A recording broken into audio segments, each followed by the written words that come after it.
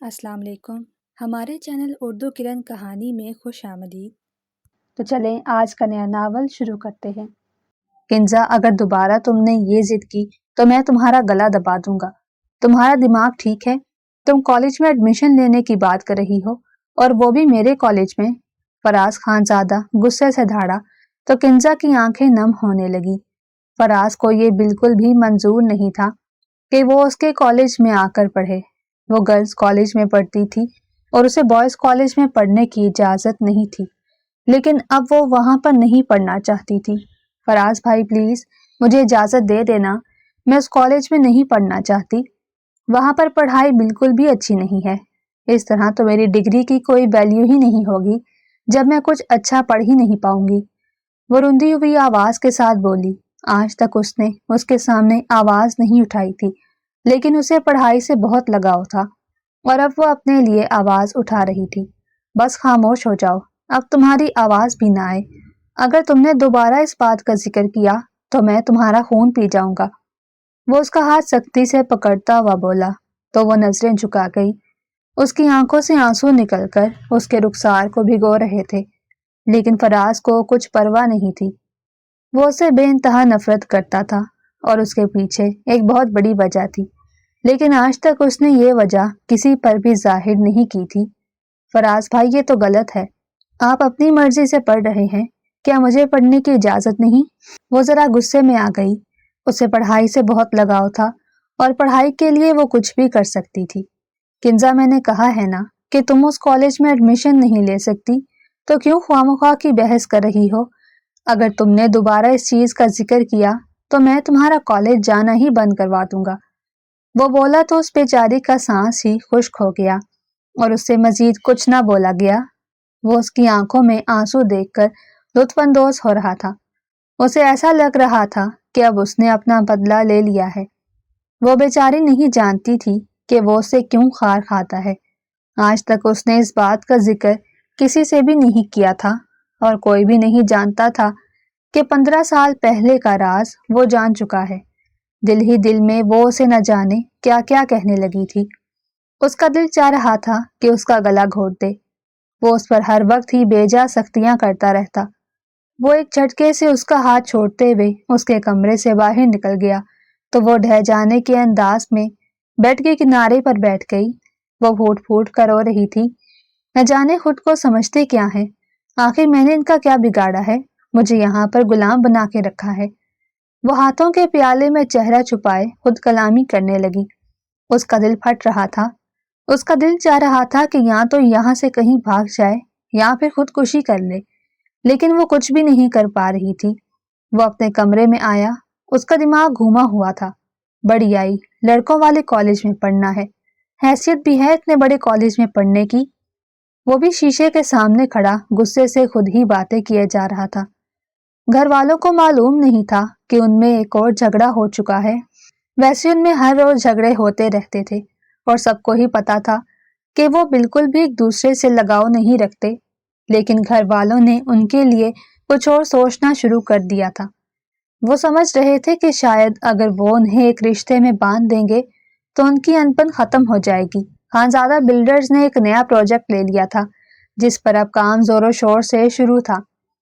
फराज खानजादा का last semester चल रहा था और उसके बाद उसने भी फैमिली बिजनेस ही ज्वाइन करना था।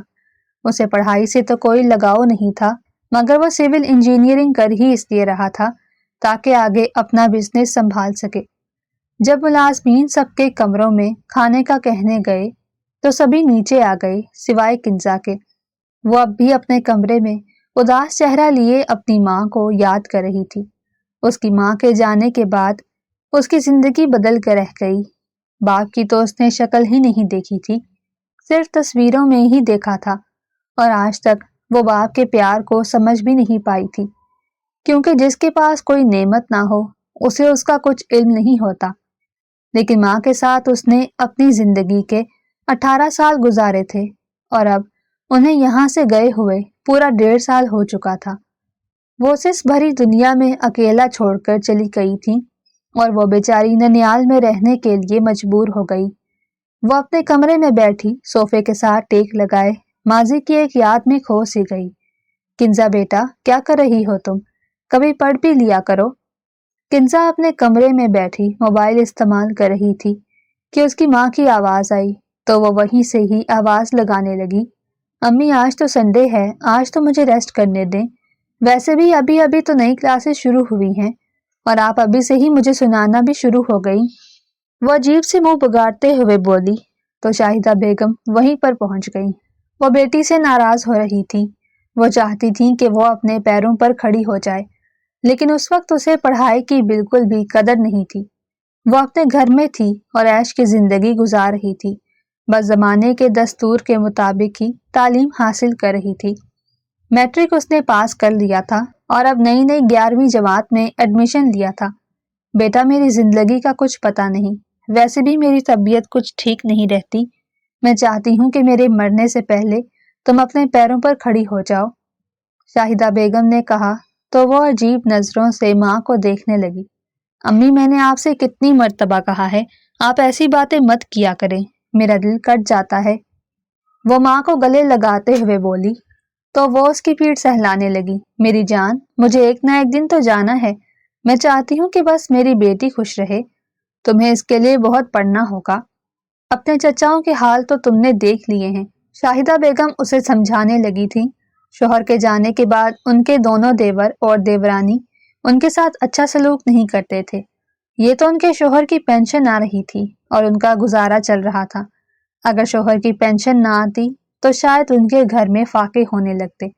انہوں نے اپنے دیور دیورانیوں سے گھر بھی الگ کر لیا تھا، پہلے سارا گھر ایک ساتھ تھا، لیکن اب صحن میں چھوٹی سی دیوار آ گئی تھی، دیوار اتنی چھوٹی تھی کہ ارد گرد کے لوگ دیکھے جا سکتے تھے اور درمیان میں ایک دروازہ بھی تھا جس سے وہ ایک دوسرے کے گھر بھی آ جا سکتے تھے، لیکن کوئی آتا نہیں تھا، ان کی آپس میں نہیں بنتی تھی، اس لیے وہ ماں بیٹی اکیلی ہی گھر میں رہتی تھی۔ وہ ماں کی باتیں بڑے غور سے سن رہی تھی اور اسے سب کچھ سمجھ بھی آ رہا تھا، لیکن پھر بھی اس کا پڑھائی میں دل نہیں لگتا تھا۔ کچھ دیر ماں سے باتیں کرنے کے بعد وہ ماں کے ساتھ ہی باہر آ گئی اور کچن میں ان کی ہیلپ کروانے لگی۔ تھوڑی دیر بعد جب کھانا بن گیا تو شاہدہ بیگم کمرے میں چلی گئی اور وہ کچن میں ہی کھڑی برتن دھونے لگی۔ اچانک سے اس نے اپنی کمر پر کسی کا ہاتھ محسوس کیا تو ایک چیخ اس کے منہ سے برآمد ہوئی۔ جیسے ہی اس نے پیچھے مڑ کر دیکھا تو شاہد حباست کے ساتھ مسکراتا ہوا اسے دیکھ رہا تھا۔ وہ اس کا چچا زاد بھائی تھا جو اس پر غلط نگاہ رکھتا تھا۔ کیا مسئلہ ہے شاہد بھائی، آپ کو تمیز نہیں ہے کیا؟ وہ غصے سے دھاڑی تو وہ پھر بھی مسکراتا رہا۔ جانے من جب تمہیں دیکھ لوں تو تمیز بھول جاتا ہوں، نہ جانے کب تم میری ہوگی، وہ مسکراتے ہوئے بولا تو وہ غصے بھری نگاہوں سے اسے گھورنے لگی۔ کیا بدتمیزی ہے، جائیں آپ یہاں سے، مجھے آپ سے کوئی بات نہیں کرنی، وہ غصے سے بولی تو وہ پھر بھی مسکراتا رہا۔ وہ غصہ کر رہی تھی اور وہ مسکرائے جا رہا تھا، اسے کوئی ہوش نہیں تھا کہ وہ ان کے گھر میں آیا ہوا ہے۔ ایک وہی تھا جو ہر وقت ہی کسی بہانے ان کے گھر آ جاتا تھا، اور اب بھی اس نے ہاتھ میں ایک شاپر پکڑا ہوا تھا جس میں وہ نام نہاد کزن کے طور پر اس کے لیے کچھ کھانے کو لایا تھا۔ اچھا جانے من تم ساری باتیں چھوڑو اور یہ لو، میں تمہارے لیے برگر لایا تھا، یہ وہی برگر ہے جو تمہیں بہت زیادہ پسند ہے، وہ شاپر سلیب پر رکھتا ہوا بولا تو وہ غصے سے مٹھیاں بھیج گئی۔ آپ یہاں سے جاتے ہیں یا میں امی کو بلاؤں؟ اس نے یہ کہا تو وہ مزید اس کے قریب بڑھنے لگا تو وہ چلانا شروع ہو گئی۔ جیسے ہی وہ چلانے لگی تو وہ فوراً وہاں سے بھاگ گیا۔ شاہدہ بیگم بھی اٹھ کر کچن میں آ گئی تھی اور اب اس سے پوچھ رہی تھی کہ کیا ہوا، مگر اس نے یہی کہہ دیا کہ چپکلی تھی۔ وہ بھی خاموش ہو گئی، وہ جانتی تھی کہ ان کی بیٹی چپکلی سے بہت ڈرتی ہے۔ وہ برگر والا شاپر اٹھا کر نہیں گیا تھا اور شاہدہ بیگم نے بھی وہ شاپر نہیں دیکھا تھا۔ ماں کے کچن سے جانے کے بعد ہی اس نے وہ شاپر اٹھایا اور ڈسٹ بن میں ڈال دیا۔ بڑا آیا، خود کو سمجھتا کیا ہے، وہ غصے سے چیختی چلاتی ہوئی کچن سے باہر نکل گئی۔ وہ اسے ایک نظر نہیں بھاتا تھا، لیکن وہ ہر وقت یہی کہتا رہتا کہ وہ اسے شادی کرے گا اور اسے اپنے گھر لے جائے گا۔ وہ اسے پورے 7-8 سال بڑا تھا اور غلط صحبت کا مالک تھا۔ دولت نے اسے کیا سے کیا بنا دیا تھا، اس کے باپ نے ہی بھائی کی دولت پر قبضہ کر رکھا تھا، اس لیے بیوہ بھابھی اور یتیم بھتیجی اپنے گھر میں بڑی مشکل سے گزارا چلا رہی تھی۔ ندیم اکبر یعنی کہ کنزا کے والد بینک میں جاب کرتے تھے۔ انہیں جاب کرنا پسند تھا۔ ان کی بہت زمینیں جائیداد تھی، لیکن پھر بھی وہ اپنے بل بوتے پر کچھ کرنا چاہتے تھے، اس لیے بینک میں جاب کرتے تھے۔ اور اب وہی جاب ہی ان کی بیٹی اور بیوی کے کام آ رہی تھی۔ ان کے بھائیوں نے ان سے ساری زمینیں چھین لی، بس ایک گھر کا ٹکڑا ہی دے دیا۔ کنزا کی آنکھوں سے آنسو نکل کر اس کے گال پر پھسلے اور وہ ہوش کی دنیا میں واپس آ گئی۔ وہ نہ جانے کتنے سال پیچھے چلی گئی تھی۔ اس کی آنکھوں سے آنسو نکلنے لگے۔ اسے ایسا لگ رہا تھا کہ وہ اپنی ماں سے مل کر آئی ہے۔ یہاں پر تو وہ غلام بن کے رہ گئی تھی۔ وہ اس پر بہت روک ٹوک لگاتا تھا، جو اسے بالکل بھی پسند نہیں تھا۔ اپنے گھر میں تو اس پر کوئی بھی روک ٹوک نہیں تھی۔ وہ اپنی ماں کے ساتھ رہتی تھی اور اس کی ماں اس کی ہر بات مانتی تھی اور اس کی ہر خواہش پوری کرتی۔ لیکن مرنے سے پہلے وہ اسے بھائی کو سونپ گئی۔ وہ جانتی تھی کہ دیور کے بیٹے کی نیت ان کی بیٹی پر خراب ہے، اسی لیے مرنے سے پہلے اسے مضبوط ہاتھوں میں سونپ گئی۔ اور اب وہ 1.5 سال سے ننیال میں ہی رہ رہی تھی، لیکن یہاں پر رہنا اسے بالکل بھی پسند نہیں تھا۔ صرف اور صرف مجبوری میں ہی رہ رہی تھی۔ ملازمہ جب دوسری مرتبہ اسے کھانے کے لیے بلانے کے لیے آئی تو وہ نہ چاہتے ہوئے بھی نیچے پہنچ گئی۔ سب لوگ کھانا کھا رہے تھے، وہ بھی نانی کے ساتھ جا کر کرسی سنبھال گئی۔ اس کی ممانی بھی اس سے پیار کرتی تھی اور ماموں بھی اچھے تھے۔ ایک فراز ہی تھا جس نے اس کا جینا حرام کر رکھا تھا۔ وہ چپ چاپ ہی کھانا کھا رہی تھی، ایک خاموشی طاری تھی۔ گھر کے سب لوگ یہیں پر بیٹھے ہیں تو مجھے لگتا ہے کہ بات کرنے کا یہی مناسب وقت ہے، سکینہ بیگم بولی تو ان کی بہو اور بیٹا بڑے غور سے ان کی طرف دیکھنے لگے۔ لیکن فراز کی نظریں کھانے پر مرکوز تھیں اور وہ نہ جانے ٹیبل پر کیا گھورے جا رہی تھی۔ اسے کوئی ہوش نہیں تھا کہ وہ کہاں بیٹھی ہے۔ اسے اپنی ماں کی یاد شدت سے ستا رہی تھی۔ وہ کالج میں ایڈمیشن لینا چاہتی تھی۔ اس کے کالج میں بالکل بھی پڑھائی نہیں تھی اور نہ ہی وہاں کسی چیز کا کوئی اسکوپ تھا، اور ایک وہ تھا جس نے اس کا جینا حرام کر رکھا تھا اور اب اسے اس کی مرضی کی جگہ پر ایڈمیشن بھی نہیں لینے دے رہا تھا۔ اسے بالکل بھی یہ پسند نہیں تھا کہ وہ لڑکوں والے کالج میں پڑھے۔ وہ اسے نفرت کرتا تھا، لیکن اسے یہ منظور نہیں تھا کہ اس کے خاندان کی عزت یوں لڑکوں کے ساتھ اٹھے بیٹھے۔ جی اماں جان بولیں، کیا بات ہے؟ جہانگیر خان زادہ نے کہا تو سکینہ بیگم اپنا چشمہ ٹھیک کرنے لگی۔ انہوں نے کچھ دنوں سے سوچ لیا تھا کہ اب بات کرنے کا وقت آ گیا ہے اور اب فراز کی پڑھائی بھی ختم ہونے والی تھی، تو وہ چاہتی تھی کہ ان دونوں کو ایک رشتے میں باندھ دیا جائے۔ انہوں نے بیٹے سے پہلے بھی بات کی تھی، لیکن اس وقت اس نے یہی کہا تھا کہ ابھی وہ دونوں پڑھ رہے ہیں۔ بیٹا بات بہت پرانی ہے، یہ اس وقت کی بات ہے جب فراز 4 سال کا تھا اور کنزا پیدا ہوئی تھی۔ اللہ بخشے تمہارے ابا جان کو، انہوں نے اس وقت ان دونوں کی نسبت آپس میں طے کر دی تھی، تو میں چاہتی ہوں کہ اب ان کی خواہش کا احترام کرتے ہوئے ان دونوں کو ایک رشتے میں باندھ دیا جائے۔ جیسے ہی سکینہ بیگم نے یہ کہا تو فراز کو ایسے لگا کہ اس کے سر پر پہاڑ ٹوٹ پڑا ہے۔ دادی جان، یہ آپ کیا کہہ رہی ہیں؟ میں اس سے شادی کروں گا، میرا دماغ خراب نہیں ہے۔ وہ غصے سے دھاڑا تو سکینہ بیگم حیران ہو کر پوتے کو دیکھنے لگی۔ وہ ان کا لاڈلا پوتا تھا اور ان کی ہر بات مانتا تھا، اور آج زندگی میں پہلی مرتبہ اتنی بدتمیزی سے ان سے بات کر رہا تھا۔ فراز، یہ کیا طریقہ ہے اماں سے بات کرنے کا؟ کبرا بیگم بولی تو وہ ماں کی آنکھوں میں آنکھیں ڈال کر دیکھنے لگا، جیسے ظاہر کر رہا ہو کہ انہیں بھی تو دیکھیں کہ کیا کہہ رہی ہیں۔ کنزا نظریں جھکائے بیٹھی تھی، اس کی آنکھوں سے آنسو پھر سے بہنے لگے۔ اسے ایسے لگ رہا تھا کہ اب اس کی زندگی پر ایک اور قیامت ڈھائی جائے گی۔ اسے کچھ دنوں سے لگ رہا تھا اس کی نانی دبے دبے لفظوں میں کہتی تھی کہ وہ چاہتی ہیں کہ وہ ہمیشہ کے لیے یہیں پر رہ جائے اور ساری زندگی ان کے ساتھ گزارے۔ وہ سمجھدار لڑکی تھی اور اسے ان کی باتوں سے اندازہ ہونے لگا تھا کہ وہ کیا چاہ رہی ہیں، لیکن آج تک وہ اس نتیجے تک نہیں پہنچ پائی تھی کہ وہ یوں بات کریں گی، اور وہ بھی نانا جان پر ڈال کر۔ مگر سکینہ بیگم بیچاری سچ ہی کہہ رہی تھی۔ ان کے شوہر نے ہی کنزا کے پیدا ہونے پر ان دونوں کی نسبت طے کر دی تھی۔ بیٹا آرام سے بیٹھ کر بات کرو، یہ کوئی طریقہ ہے بات کرنے کا؟ کبرا بیگم بیٹے کو بیٹھنے کا کہنے لگی، جو ابھی ابھی کرسی سے اٹھ کھڑا ہوا تھا۔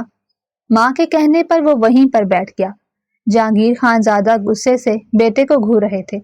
उन्होंने उसकी ऐसी तरबियत नहीं की थी कि वो उनकी माँ के सामने इतनी ऊंची आवाज में बोले, बाबा जान, मैं इससे बिल्कुल भी शादी नहीं करूंगा, और अगर आप लोगों ने मुझे मजबूर किया तो मैं ये घर छोड़कर चला जाऊंगा, लेकिन किसी सूरत भी इस पागल को अपनी जिंदगी में शामिल नहीं करूंगा। वो किंजा की तरफ देखते हुए बोला तो वो फौरन वहां से उठकर भाग गई। वो रोती हुई गई, जिसकी वजह से सकीना बेगम का दिल कट कर रह गया। उन्हें पोते से ये उम्मीद नहीं थी, इससे पहले कि वो उसे कुछ समझा सकती। अचानक से उनके दिल में एक दर्द उठा। वो अपने ही हाथ से दिल के मकाम पर रब करने लगी। जैसे ही फराज की नजर दादी पर गई तो वो फौरन से अपनी कुर्सी से उठा और उनकी तरफ आ गया। दादी जान, क्या हुआ है आपको? वो उनसे पूछ रहा था, मगर वो उसकी कोई बात नहीं सुन रही थी। कुबरा बेगम और जहांगीर खानजादा भी अपनी अपनी जगह से उठे और सकीना बेगम की तरफ आ गए। फराज, ड्राइवर को कहो गाड़ी निकाले। जहांगीर खानजादा ने माँ की हालत देखते हुए फराज से कहा तो वो फौरन से बाहर की तरफ दौड़ गया। 10 मिनट के अंदर ही वो दादी को लेकर अस्पताल के लिए रवाना हो गए। वो मुकम्मल तौर पर बेहोश हो गई थी। फराज खानजादा दूसरी गाड़ी में था और पहली गाड़ी में उसके माँ बाप उसकी दादी को लेकर जा रहे थे। 15-20 मिनट में ही हॉस्पिटल में पहुंच गए। सब लोग हॉस्पिटल के कॉरिडोर में खड़े सकीना बेगम की सलामती की दुआएं कर रहे थे। जहांगीर खानजादा का बस नहीं चल रहा था कि बेटे के मुंह पर जोरदार थप्पड़ लगा दें, लेकिन अभी वो कुछ भी नहीं करना चाहते थे। वो माँ की वजह से बहुत ज्यादा परेशान थे। उन्हीं की वजह से तो उनके घर में बरकत थी। वो समझते थे कि जब से उनके वालिद साहब गए हैं तो उनकी जिंदगी अधूरी सी हो गई है, और अब उनकी माँ की ये हालत थी कि वो बिस्तर मर्ग पर थी। डॉक्टर्स ने अभी तक कुछ नहीं कहा था, लेकिन वो जानते थे कि वो दिल की मरीज हैं। वो दिल की दवाइयाँ खाती थी और आज उनके पोते ने उनका दिल दुखा दिया था। अभी कोई भी नहीं जानता था कि उन्हें दिल का दौरा हुआ है, मगर जहांगीर खानजादा को कहीं ना कहीं अंदाजा था कि जरूर दिल का दौरा ही हुआ होगा। आधे घंटे बाद कमरे का दरवाजा खुला और एक सीनियर डॉक्टर बाहर आता दिखाई दिया। खानजादा साहब, आप अंदर आकर मेरी बात सुने। वो डॉक्टर जहांगीर खानजादा को जानता था और कभी कभार उनके घर उनकी मां का चेकअप करने के लिए भी जाता था। जहांगीर खानजादा बहुत ज्यादा टेंशन में आ गए और फौरन ही डॉक्टर के पीछे पीछे जाने लगे। फराज वहीं पर मां के साथ खड़ा रह गया। वो बहुत ज्यादा परेशान हो रहा था। उसे अपनी दादी से बहुत ज्यादा मोहब्बत थी और अब उसे पछतावा हो रहा था कि उसने इतनी रूडली बात क्यों की, लेकिन वो उस लड़की को अपनी जिंदगी में शामिल नहीं करना चाहता था, जिसकी वजह से उसकी माँ उसे 12 साल की उम्र में ही छोड़कर चली गई थी। यह अलग बात थी कि वो कुबरा बेगम को भी अपनी माँ ही समझता था। जहांगीर खानजादा को डॉक्टर के साथ गए हुए तकरीबन 15-20 मिनट हो चुके थे। वो दोनों बहुत परेशान हो रहे थे कि आखिर क्या बात है। जहांगीर खानजादा डॉक्टर के कमरे में बैठे बड़े गौर से उनकी बात सुन रहे थे। खानजादा साहब, आपकी माँ को तीसरा हार्ट अटैक हुआ है, जो इतना शदीद नहीं था। इसी वजह से ही उनकी जान बच गई है। अगर उन्हें दोबारा कोई टेंशन मिली तो शायद वो बच ना पाए। मेरी आपसे गुजारिश है कि आप उनका पूरा ख्याल रखें और उन्हें किसी किस्म की भी कोई टेंशन ना दें। जैसे ही डॉक्टर रिजवी ने जहांगीर खानजादा से कहा तो उनकी आंख से एक आंसू निकलकर मेज पर गिरा। उन्हें ऐसा लग रहा था कि अब उनकी माँ भी उन्हें छोड़कर चली जाएंगी। उन्होंने सोच लिया था कि वो बेटे पर जबरदस्ती कर लेंगे, लेकिन अपनी माँ की बात वो रद्द नहीं करेंगे। थोड़ी देर बाद जब वो बाहर आए तो फराज भागकर उनकी तरफ आया। बाबा, बताएं ना, कैसी है तबीयत दादी जान की? जैसे ही उसने बाप के कंधे पर हाथ रखकर कहा तो उन्होंने एक झटके से उसके हाथ को खुद से दूर कर दिया और बेंच पर बैठ गए। तुम्हें क्या मसला है? मेरी माँ मरे या जिए, तुम्हारी वजह से आज वो हॉस्पिटल पहुंची हैं, मगर नहीं, तुम्हें तो अपनी मनमानी करनी है। वो गुस्से में थे, इसलिए गुस्से में ही बात कर रहे थे। कुबरा बेगम उन्हें समझा रही थी कि वो इस वक्त घर नहीं बल्कि हॉस्पिटल में है, मगर उन्हें कोई होश नहीं था। वो जज्बात में आकर न जाने क्या क्या बोले जा रहे थे। दफा हो जाओ मेरी नजरों के सामने से। डॉक्टर ने कहा है कि अगर दोबारा उन्हें कोई टेंशन मिली और हार्ट अटैक हुआ तो फिर वो बच नहीं पाएंगी। वो गुस्से में डॉक्टर की बात भी बताने लगे। जैसे ही फराज ने ये बात सुनी तो उसकी आंखों से भी आंसू निकलने लगे। वो बिल्कुल भी ये नहीं चाहता था کہ اس کی دادی اس کی وجہ سے اتنی مشکل میں پھنسے۔ نہیں بابا، میں ایسا تو نہیں چاہتا، بس میں کنزا کو اپنی زندگی میں شامل نہیں کرنا چاہتا۔ کیا کوئی زبردستی ہے؟ وہ گیلی آواز کے ساتھ بولا تو کبریٰ بیگم کو اس پر بہت ترس آیا۔ ان کے ہاں کوئی اولاد نہیں تھی اور وہ اسے اپنا ہی سگا بیٹا سمجھتی تھی۔ انہوں نے اسے بالکل بیٹوں کی طرح ہی پالا تھا۔ وہ اس کے کندھے پر ہاتھ رکھ کر اسے تسلی دے رہی تھی کہ سب کچھ ٹھیک ہو جائے گا، مگر وہ بچوں کی طرح روئے جا رہا تھا۔ جہانگیر خانزادہ کا غصہ بھی کم نہیں ہو رہا تھا۔ وہ بھی اپنی جگہ پر ٹھیک تھے، بیٹے کی وجہ سے ہی ان کی ماں کا یہ حال ہوا تھا۔ کبریٰ اسے کہو خاموش ہو جائے ورنہ چلا جائے یہاں سے، میں اس کی شکل بھی نہیں دیکھنا چاہتا۔ جہانگیر خانزادہ نے کہا تو وہ خاموش ہو کر کھڑا ہو گیا۔ وہ نہ جانے کیا کیا بولنے لگا تھا۔ وہ یہاں سے جا تو نہیں سکتا تھا، وہ اپنی دادی کو اس حالت میں چھوڑ کر نہیں جانا چاہتا تھا۔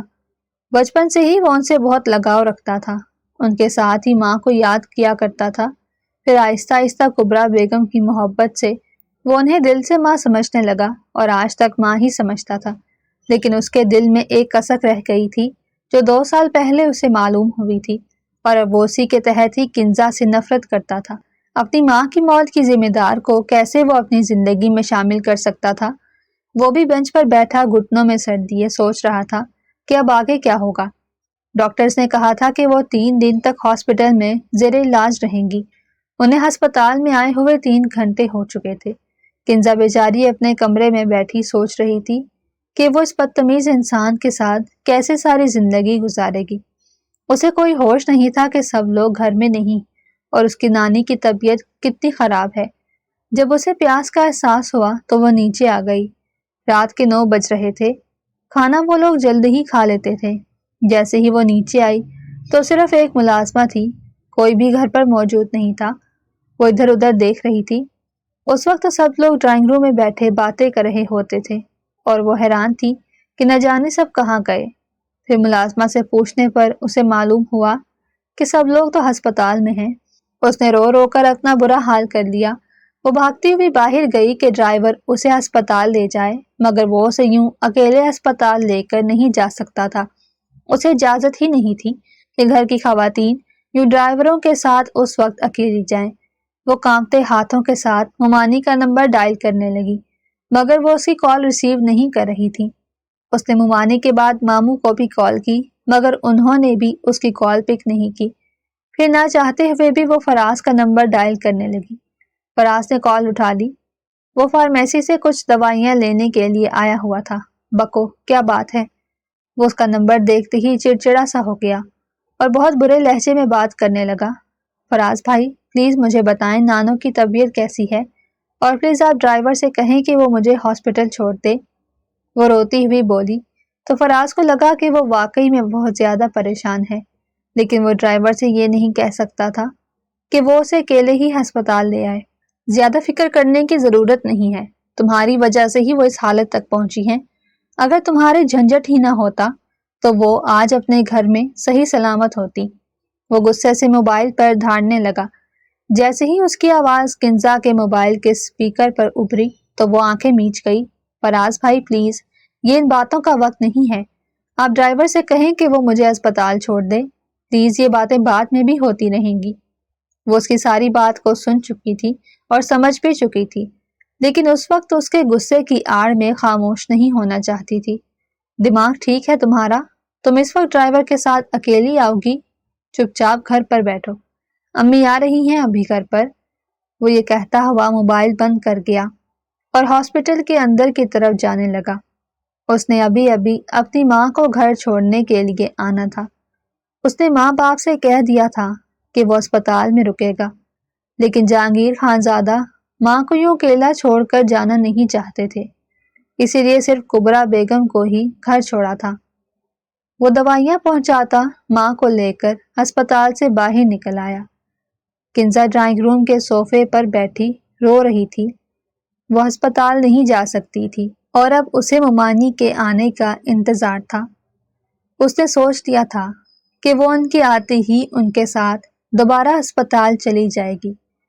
15-20 منٹ کے اندر وہ گھر آئے۔ جیسے ہی فراز نے اس کی سوجی ہوئی آنکھیں دیکھی تو اسے حیرت کا جھٹکا لگا۔ وہ تو سمجھ رہا تھا کہ وہ ایسے ہی بن رہی ہے، مگر وہ تو بہت زیادہ اداس ہو کر رہ گئی تھی۔ وہ بھاگتی ہوئی آئی اور کبرا بیگم کے گلے سے لگ گئی۔ کبرا بیگم صرف اس کی مومانی ہی نہیں بلکہ اس کی ماں کی کزن تھی، اور مومانی کے ساتھ ساتھ وہ اس کی خالہ بھی لگتی تھی۔ بیٹا، کچھ نہیں ہوا اماں کو، وہ بالکل ٹھیک ہیں۔ تم کیوں اتنی پریشان ہو رہی ہو؟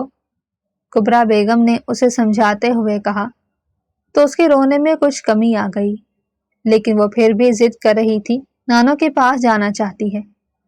ٹھیک ہے بیٹا، تم ایسا کرو کہ تم دوبارہ ہمیں لے چلو، اس طرح بچی کو کچھ تسلی ہو جائے گی، کبرا بیگم نے کہا۔ تو وہ عجیب سا منہ بنانے لگا۔ امی، میں جا تو رہا ہوں، میں پھر واپس نہیں آؤں گا۔ تو پھر آپ کس کے ساتھ آئیں گی؟ وہ منہ کے زاویے بگاڑتے ہوئے بولا۔ تو کنزا کو اس پر بے انتہا غصہ آیا۔ اسے لگا کہ اب بھی وہ اس پر پابندی لگا رہا ہے۔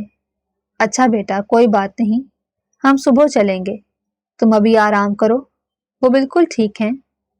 کبرا بیگم اب دوبارہ سے اسے سمجھانے لگی تھی، تو وہ خاموش ہو کر بیٹھ گئی۔ اس میں اتنی ہمت نہ ہوئی کہ وہ دوبارہ اصرار کر سکے۔ وہ بھی واپس ہسپتال چلا گیا۔ وقت گزرتا جا رہا تھا اور 3 دن تو پر لگا کر اٹھ گئے۔ 3 دن بعد وہ ہسپتال سے ڈسچارج ہو کر واپس آ گئی۔ انہوں نے دوبارہ شادی کا ذکر نہیں کیا، لیکن جہانگیر خانزادہ نے ہی فراز سے کہا تھا کہ اگر وہ اپنی دادی کی زندگی چاہتا ہے تو ان کی بات مان لے۔ اس نے دل پر پتھر رکھ کر انہیں ہاں کہہ دی تھی۔ اسی لیے ہی اب سکینہ بیگم بہت زیادہ خوش تھی۔ کنزا نے پھر سے رو رو کر اپنا برا حال کر لیا تھا۔ اسے ایسا لگ رہا تھا کہ وہ کوئی کٹ پتلی ہے جس کا جیسے دل چاہتا ہے اسے ویسے ہی نچا لیتا ہے۔ وہ اس بیماری کے حالت میں اپنی نانی جان سے بھی کچھ نہیں کہہ سکتی تھی اور نہ یہ نکاح کرنا چاہتی تھی۔ 2 دن بعد ان کا نکاح تھا۔ وہ بیچاری جو ایڈمیشن لینے کا سوچ رہی تھی اب گھر میں ہی بیٹھ گئی تھی۔ آج کا دن تو بس ویسے ہی گزر گیا اور اگلے دن سے ہی نکاح کی تیاریاں شروع ہو گئیں۔ نکاح سادگی سے رکھا گیا، لیکن پھر بھی گھر کی صفائی اور لائٹنگ وغیرہ کروائی جا رہی تھی۔ وہ اپنے کمرے میں بیٹھی رو رہی تھی۔ اس کا دل چاہا کہ اپنے ماموں کے پاس جائے اور ان سے کہہ دے کہ وہ یہ نکاح نہیں کرنا چاہتی، لیکن وہ اپنی ماں کی تربیت پر انگلیاں نہیں اٹھوانا چاہتی تھی۔ سو وہ چپ چاپ بیٹھی رہی، لیکن پھر اسے ایک خیال آیا تو وہ فوراً سے ان کے کمرے کی طرف چل دی۔ اس کے ماموں مومانی دونوں ہی بیٹھے تھے۔ ماموں جان، مجھے آپ سے ایک بہت ضروری بات کرنی ہے۔ جاتے ساتھ ہی وہ بڑے مؤدب طریقے سے ان کے سامنے کھڑی ہو گئی۔ جی میری جان، بولو، کیا بات ہے؟ تم کھڑی کیوں ہو؟ بیٹھ جاؤ نا۔ وہ اسے اپنی طرف آنے کا کہنے لگے تو وہ بھی ان کے پاس جا کر صوفے پر بیٹھ گئی۔ ماموں جان، میرے کالج میں بالکل بھی پڑھائی اچھی نہیں ہوتی اور میں چاہتی ہوں کہ میں اپنی مائیگریشن کروا کر دوسرے کالج میں چلی جاؤں۔ وہ بولی تو وہ مسکرانے لگے۔ بیٹا، یہ تو کوئی بات ہی نہیں، میں کل ہی تمہاری مائیگریشن کروا دوں گا۔ وہ بولے تو وہ مسکرانے لگی۔ اس نے یہ نہ کہا کہ وہ پہلے اس بارے میں فراز سے بات کر چکی ہے، بس وہ ان کے منہ سے سننا چاہتی تھی۔ وہ ان کا شکریہ ادا کرتے ہوئے وہاں سے نکل آئی۔ کل ان کا نکاح ہونا تھا اور اسے نکاح کی بہت زیادہ ٹینشن تھی۔ ساری رات ہی وہ یہی سوچتی رہی کہ اب آگے کیا ہوگا۔ اگلا دن بھی آ گیا اور دوپہر کو ہی ان کا نکاح ہو گیا۔ نکاح زبردستی ہوا تھا، لیکن پھر بھی اس نے اسے ایسے ہی قبول کیا تھا کہ جیسے اسے کوئی اعتراض نہ ہو۔ وہ کسی پر بھی یہ ظاہر نہیں کرنا چاہتی تھی کہ اسے اس نکاح پر کوئی اعتراض ہے۔ وہ لڑکی تھی اور اس کی عزت اس کے اپنے ہاتھ میں تھی، اور سب سے بڑھ کر وہ اپنی ماں کی تربیت پر کوئی آنچ نہیں آنے دے سکتی تھی۔ وہ بھی غصے کے عالم میں قبول ہے کہہ چکا تھا۔ وہ اپنی دادی کی وجہ سے ہی یہ کڑوا گھونٹ پی چکا تھا اور اسے ابھی یہ بھی نہیں معلوم تھا کہ وہ اس کے باپ سے کیا بات منوائے بیٹھی ہے۔ نکاح کا دن گزر گیا، اگلا دن بھی آ گیا۔ وہ نہیں جانتا تھا کہ اس کے باپ نے اس کی مائیگریشن کروا دی ہے۔ اگلے دن جب وہ کالج کے لیے تیار ہو کر آنے لگی تو وہ اس کی یونیفارم دیکھ کر حیران رہ گیا۔ ان کے کالج کی یونیفارم ہی ایسی تھی۔ دوسرے کالجز میں تو یونیفارم کی کوئی پابندی نہیں تھی، ایک وہی کالج تھا جہاں پر یونیفارم کی پابندی تھی اور پڑھائی بھی اچھی تھی۔ یونیفارم دیکھ کر تو وہ فوراً سے سمجھ گیا کہ وہ ضرور اس کے کالج میں جا رہی ہے۔ میں نے تم سے کہا تھا نا کہ تم اس کالج میں نہیں جاؤ گی۔ وہ جو سیڑھیاں اتر کر نیچے آ رہی تھی، اس کے ہاتھ پکڑنے پر رک سی گئی۔ وہ کچھ بھی نہیں بول پا رہی تھی۔ پہلے تو وہ اسے بھائی بھائی کہہ کر بات کر لیتی تھی اور اب اسے سمجھ نہیں آ رہی تھی کہ وہ کیا کہے۔ وہ بس اپنا ہاتھ چھڑوانے میں لگی ہوئی تھی، مگر وہ اس کا ہاتھ نہیں چھوڑ رہا تھا۔ پھر وہ ایک جھٹکے سے اپنا ہاتھ چھڑواتی ہوئی نیچے بھاگ آئی تو وہ بھی اس کے پیچھے آ گیا، لیکن ماں اور دادی کی موجودگی میں وہ کچھ بھی نہیں کہہ پایا۔ فراز بیٹا، ایسا کرو کہ تم ہی کنزا کو کالج لے جایا کرو، ویسے بھی تو تم لوگوں کا کالج اب ایک ہی ہے، تو ڈرائیور کے جانے کی ضرورت نہیں، سکینہ بیگم بولی۔ تو وہ فرما بردار بچوں کی طرح اسبات میں سر ہلا گیا۔ اس کا خون کھول رہا تھا اور اس نے مٹھیاں ضبط سے بھینچ رکھی تھیں۔ پھر تھوڑا بہت ناشتہ کرنے کے بعد ہی وہ دونوں گھر سے باہر نکل آئے۔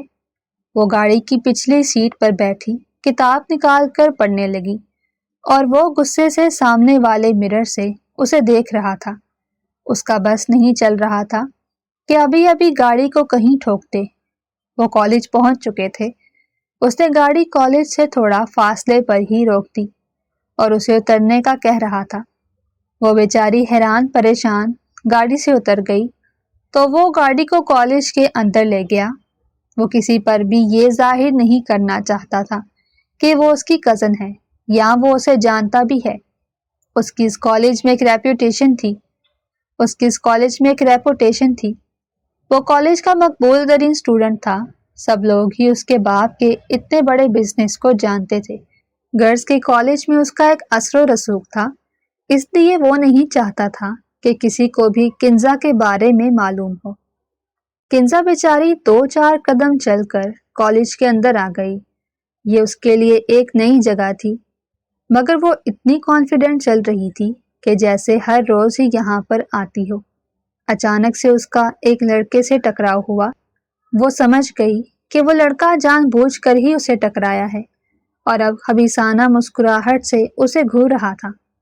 کنزا کو بہت زیادہ غصہ آیا اور اس نے اس کے منہ پر زوردار تھپڑ لگا دیا۔ بدتمیز، شرم نہیں آتی؟ کبھی لڑکی نہیں دیکھی؟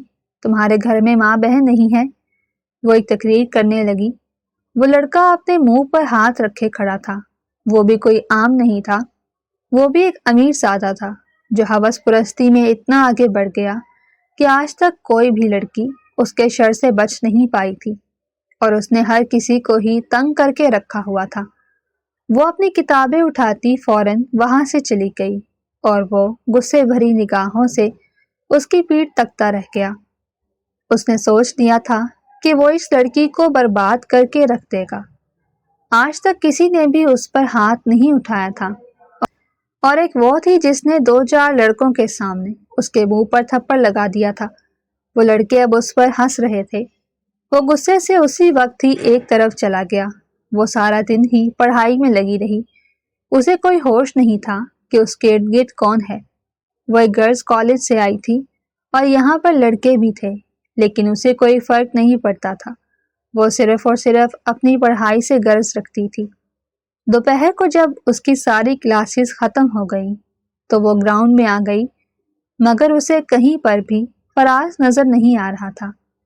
اسے سمجھ نہیں آ رہی تھی کہ وہ گھر کیسے جائے۔ پھر اسے خیال آیا کہ اسے کال ہی کر دے۔ جیسے ہی اس نے اسے کال کی تو وہ فوراً سے اس کی کال پک کر گیا میں کب سے باہر تمہارا انتظار کر رہا ہوں، کہاں گھوم پھر رہی ہو؟ وہ غصے سے دھاڑا تو وہ موبائل بند کرتی ہوئی فوراً سے باہر کی طرف بھاگی۔ وہ ابھی باہر گیا تھا۔ وہ گاڑی میں بیٹھی تو وہ گاڑی چلا گیا۔ آج کسی کو بھی پتہ نہیں چلا تھا کہ وہ اس کے ساتھ آئی ہے اور اس کی کزن اور بیوی بھی ہے، اور اس نے یہی سوچ دیا تھا کہ وہ کسی سے کچھ نہیں کہے گا۔ کنزا بیچاری نہیں جانتی تھی کہ اب اس کے خلاف کالج میں ایک ایسی سازش رچی جا رہی ہے۔ 3-4 لڑکے مل کر ہی اس کے خلاف اتنی بڑی سازش رچنے لگے تھے۔ وہ گھر پہنچی اور بنا کھانے کھائے ہی اپنے کمرے میں پہنچ گئی۔ وہ پڑھائی کو بہت زیادہ سیریس لے رہی تھی اور آج کا کام آج ہی کرنا چاہتی تھی۔ وقت گزرتا جا رہا تھا اور وہ ہر روز ہی اسے کالج لے کر آتا تھا۔ آج تک کسی کو بھی کچھ معلوم نہیں ہوا تھا، اور اب انہیں کالج میں آتے ہوئے تقریباً 2 مہینے ہو چکے تھے۔ فراز کا تو آخری سیمسٹر چل رہا تھا، بس 2.5 ماہ اور رہتے تھے اور اس کے بعد اس کی پڑھائی مکمل ہو جانی تھی۔ اس کا یہی سوچ سوچ کر ہی دماغ پھٹ رہا تھا کہ اس کے بعد وہ کالج اکیلی کیسے جائے گی۔ اسے یہ منظور نہیں تھا کہ وہ لڑکی ہو کر لڑکوں والے کالج میں پڑھے۔ ان کے کالج میں بہت زیادہ لڑکیاں پڑھتی تھیں، لیکن اس کو یہ منظور نہیں تھا کہ ان کے خاندان کی لڑکی، اور اب تو وہ اس کی بیوی بھی تھی، کہ وہ کالج میں جا کر لڑکوں کے ساتھ پڑھے، لیکن وہ کچھ بھی نہیں کر پا رہا تھا۔ آج جب وہ کالج گئے تو انہیں ایک پارٹی کے بارے میں معلوم ہوا۔ فراز کو اپنے گروپ سے معلوم ہوا تھا اور وہ تو ویسے ہی پارٹیز میں جاتا رہتا تھا، تو اس نے تو فوراً ہاں کر دی کہ وہ ضرور پارٹی میں آئے گا۔ پارٹی کل رات کو ہی رکھی گئی تھی، لیکن وہ بیچاری نہیں جانتی تھی کہ یہ پارٹی اسی کو نیچا دکھانے کے لیے رکھی گئی ہے۔ اب لوگ اسے مڈل کلاس سمجھتے تھے۔ اس کی ڈریسنگ بھی کچھ خاص نہیں ہوتی تھی اور وہ اپنے آپ پر کچھ توجہ بھی نہیں دیتی تھی، اور کوئی بھی نہیں جانتا تھا کہ وہ فراز کے ساتھ اتنی بڑی گاڑی میں آتی ہے۔ آج تک کوئی بھی انہیں آتا جاتا ہوا نہیں دیکھ پایا تھا۔ اس کی کلاس فیلوز اسے انسسٹ کر رہی تھی کہ وہ بھی پارٹی میں آئے، لیکن وہ مسلسل منع کر رہی تھی۔ کنزا، تمہیں پارٹی میں آنا ہی ہوگا، ورنہ میں تم سے ناراض ہو جاؤں گی۔ عائشہ بولی تو وہ بیچاری خاموش ہو کر بیٹھ گئی۔ وہ اس کی سب سے اچھی دوست تھی۔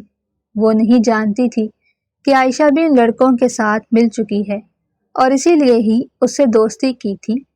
بس میں تمہیں خود ہی گھر سے پک کروں گی، اور اگر تمہارے گھر میں پرابلم ہے تو میں ان سے بھی بات کر لوں گی۔ تمہیں ہر حال میں ہی پارٹی میں آنا ہے، آفٹر آل یہ پارٹی میں دے رہی ہوں۔ وہ جھوٹ بول رہی تھی اور کنزا بیچاری اس کے جھوٹ کے چکر میں پھنس گئی۔ اس نے کہہ دیا تھا کہ وہ پہلے گھر والوں سے پوچھے گی، اگر اسے اجازت ملی تو وہ آئے گی، ورنہ وہ نہیں آئے گی، اور ویسے بھی پارٹی رات میں تھی تو وہ کیسے پارٹی میں جا سکتی تھی، اور اسے فراز کا ڈر بھی تھا۔ اس نے اس سے 2 ٹوک انداز میں کہہ دیا تھا کہ وہ کسی سے بھی زیادہ تعلقات نہیں بڑھائے گی اور لڑکوں سے تو بالکل بھی بات چیت نہیں کرے گی، اور وہ لڑکوں سے بات چیت کرتے بھی نہیں تھی۔ اسے نہیں معلوم تھا کہ اس پارٹی میں لڑکے بھی آنے والے ہیں۔ وہ گھر پہنچی تو جاتے ساتھ ہی اپنی نانوں سے بات کرنے لگی۔ بیٹا، تم چلی جانا، کوئی بات نہیں، بس یہ کرنا کہ ذرا جلدی واپس آ جانا، تمہارے ماموں ناراض ہوں گے، سکینہ بیگم نے کہا تو وہ خوشی سے جھوم اٹھی۔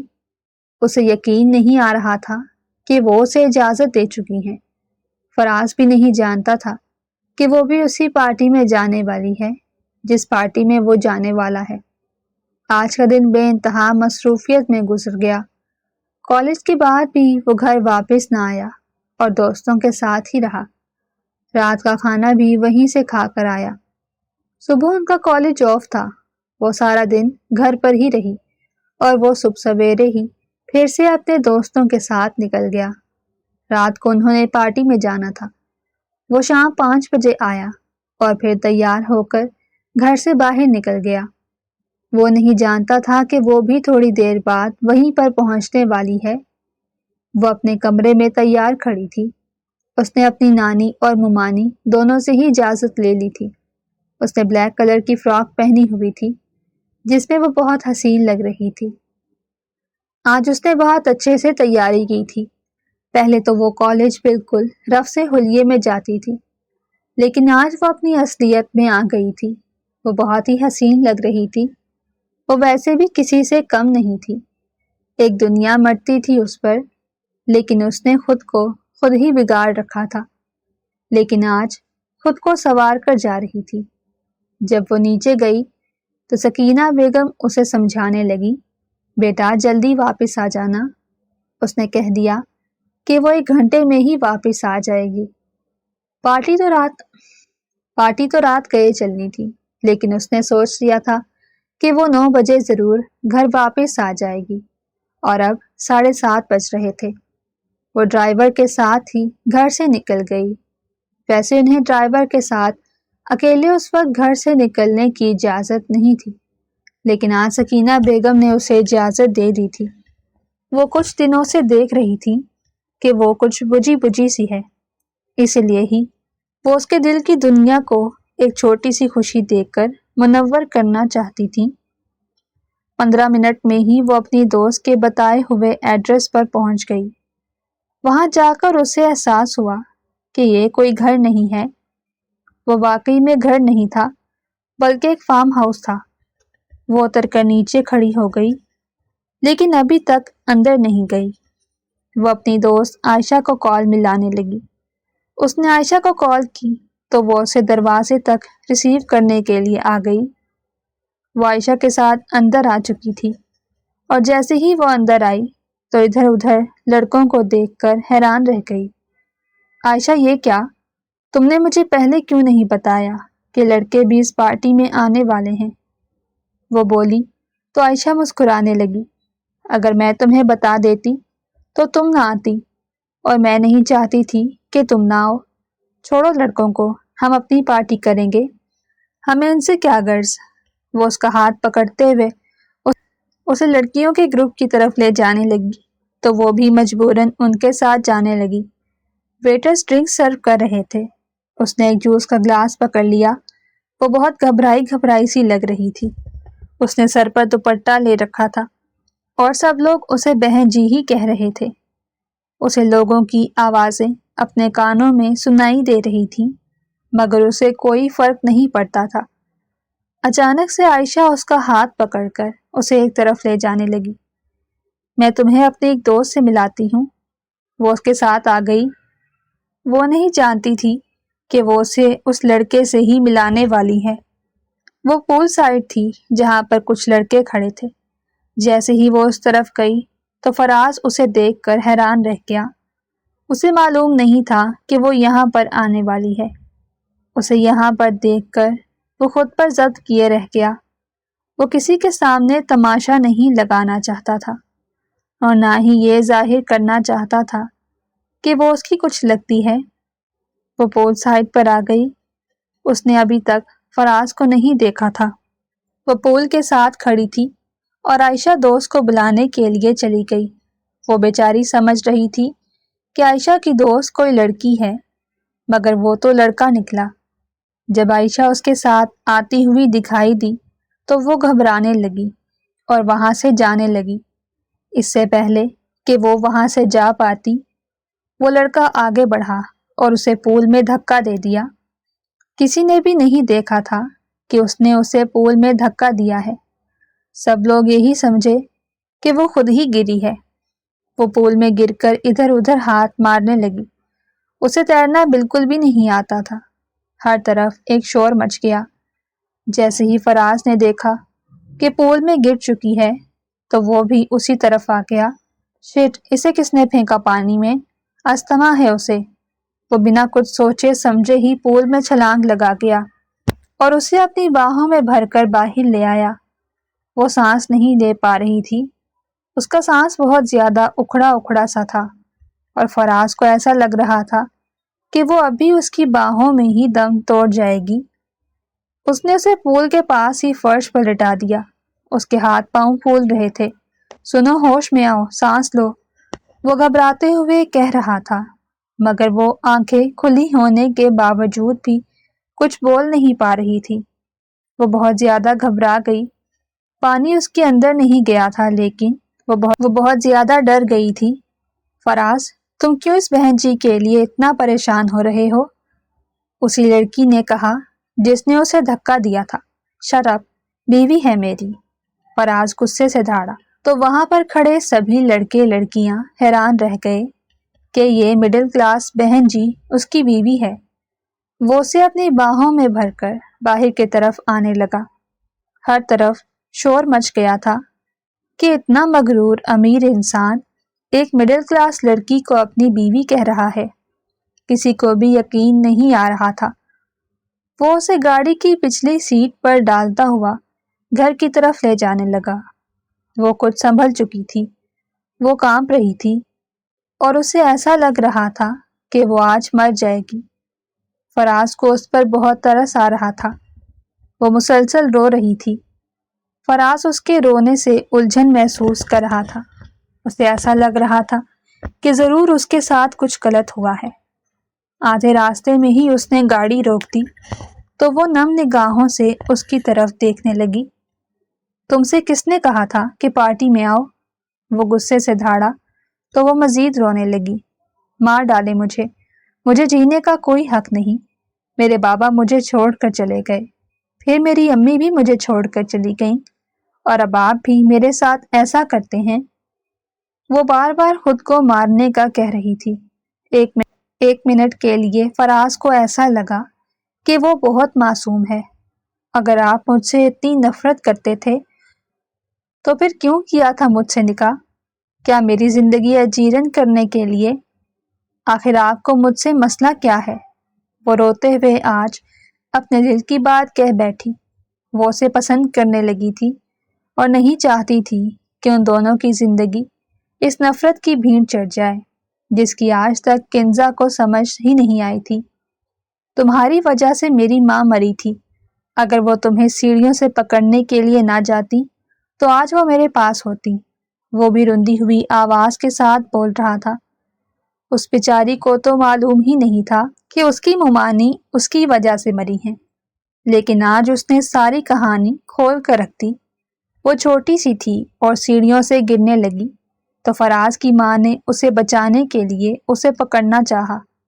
وہ تو بچ گئی لیکن وہ خود ہی سیڑھیوں سے گر گئیں۔ انہیں سر پر بہت بری چوٹ لگی تھی جس کی وجہ سے وہ زندگی سے ہاتھ دھو بیٹھی۔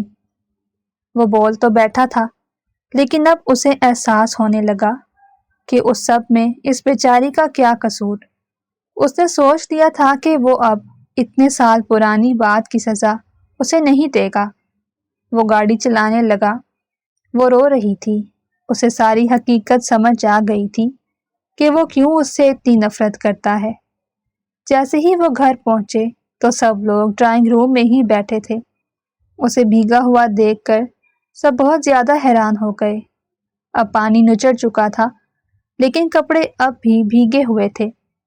اس نے جاتے ساتھ ہی ساری کہانی خود بخود ہی بتا دی اور یہ بھی کہہ دیا کہ وہ جذبات میں آ کر کہہ تو بیٹھا تھا لیکن اب اسے لگ رہا تھا کہ اس نے جلد بازی میں کچھ عجیب ہی فیصلہ کر دیا ہے۔ وہ پیاری ہی اتنی تھی کہ وہ اب مزید خود پر ضبط نہیں کر سکتا تھا، اور اب اسے احساس ہو گیا تھا کہ اس سب میں اس کا کوئی قصور نہیں تھا۔ اگلا دن بھی آ گیا۔ سارا دن ہی وہ کمرے میں بند رہی۔ اس کی ممانی اس کے لیے شاپنگ کر کے آئی تھی اور اب وہ دلہن کی طرح سجی سوری اپنے شریک حیات کے کمرے میں بیٹھی تھی۔ وہ بھی کمرے میں ہی موجود تھا لیکن ان دونوں کے درمیان کوئی بھی بات نہیں ہو رہی تھی۔ اس کا دل تو چاہ رہا تھا کہ وہ اسے کہہ دے کہ وہ اب مزید اس سے دور نہیں رہ سکتا اور دل و جان سے اسے قبول کرتا ہے، لیکن اس کی زبان ہی اس کا ساتھ نہیں دے رہی تھی۔ اس نے بنا کچھ بولے ہی اس کا ہاتھ اپنے ہاتھوں میں لیا تو وہ جھیم کر رہ گئی۔ کنزا، بھلے ہی ہمارا نکاح ہماری مرضی کے خلاف ہوا تھا مگر اب میں اس رشتے کو پوری ایمانداری کے ساتھ نبھانا چاہتا ہوں۔ مجھے احساس ہو گیا ہے کہ اس سب میں تمہاری کوئی غلطی نہیں تھی، تم تو اس وقت بچی تھی۔ وہ گیلی آواز کے ساتھ بولا تو کنزا کو لگا کہ وہ نہیں کوئی اور بول رہا ہے۔ وہ زندگی میں پہلی مرتبہ اتنے پیار محبت سے بات کر رہا تھا تو کنزا کی آنکھوں سے آنسو نکلنے لگے۔ وہ اس کی آنکھوں سے نکلے آنسو اپنے ہاتھوں سے صاف کرنے لگا تو کنزا کو اپنی قسمت پر اشک ہونے لگا۔ اسے ایسا لگا کہ اب وہ بالکل ہی بدل چکا ہے۔ نکاح سے پہلے وہ اسے بھائی کہتی تھی اور بھائی ہی سمجھتی تھی، لیکن نکاح کے بعد اس کے دل میں عجیب سا جذبہ پیدا ہونے لگا اور فراز کو بھی احساس ہو گیا تھا کہ آج تک اس نے اس کے ساتھ ٹھیک نہیں کیا تھا۔ اب ان کی زندگی کی ایک نئی شروعات ہونے لگی تھی جس میں نہ جانے کتنی مشکلات آئی تھی، لیکن مشکل کے بعد آسانی مل چکی تھی۔ اگر آپ کو ہماری کہانی پسند آئی ہو تو چینل کو سبسکرائب، ویڈیو کو لائک اور شیئر ضرور کریں۔